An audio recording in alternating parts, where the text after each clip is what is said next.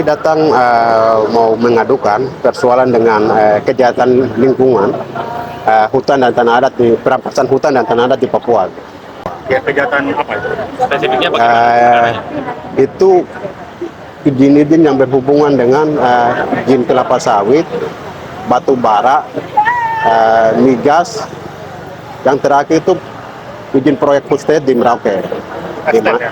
Di mana khusus di Merauke itu masyarakat adat pemilik hak wilayah dari suku Yei dan Hanim itu mereka menolak karena pemerintah tidak ada sosialisasi. Yang pertama, pemerintah tidak lakukan sosialisasi terhadap kepada pemilik hak wilayah. Mereka tidak menanyakan apa yang mau dibuat di situ.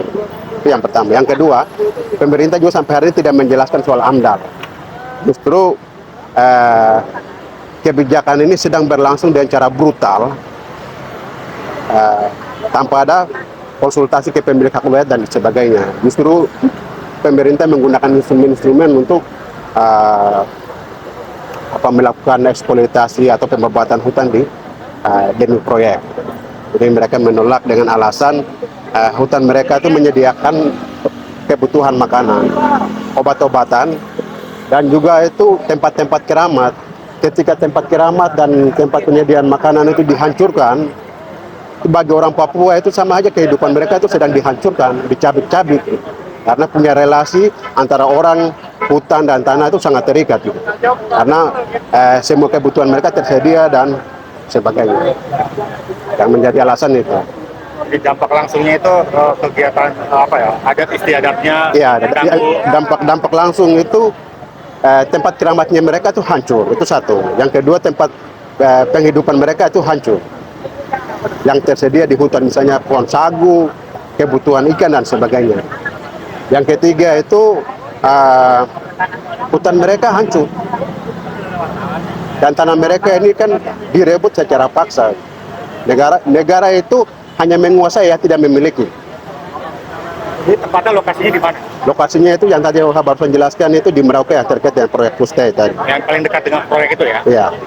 Itu yang migas tadi itu wilayah Sorong, ya. Di Sorong itu jadi kawasan KEK, ekonomi khusus, yang di mana banyak izin perusahaan yang bermasalah itu selain dari perusahaan kelapa sawit dan juga itu batu bara dan gas, di mana lahan-lahan masyarakat adat ini diterobos masuk dengan alasan kami sudah mendapatkan izin dari pemerintah pusat. Sementara belum ada upaya pendekatan dengan misalnya sosialisasi kepada pemilik hak wilayah itu sama sekali. Yang masyarakat tahu itu tanah adat ya? Ya. Masyarakat. Jadi kepemilikan tanah khususnya di Papua, misalnya kayak Sorong tadi, itu milik itu per marga. Misalnya dari satu marga ke Lagilit saja itu kepemilikan itu bisa satu kota DKI. Kayak masyarakat Auyu di Bovendigul itu luasan kepemilikan mereka itu lebih dari 4 kali lipat kota Jakarta. Yang hari ini jadi terancam sekitar 30.000 hektar luasan tanah yang jadi terancam. Ada sekitar dua perusahaan yang masuk. Sebelum melapor ke sini, sebelumnya sudah melakukan langkah apa? Lapor kemana? Kalau yang kasus AUU itu sudah lakukan gugatan terkait dengan keterbukaan informasi di kantor PTSP Provinsi Papua. Sudah sampai mana? Karena mereka tidak mendapatkan informasi, lakukan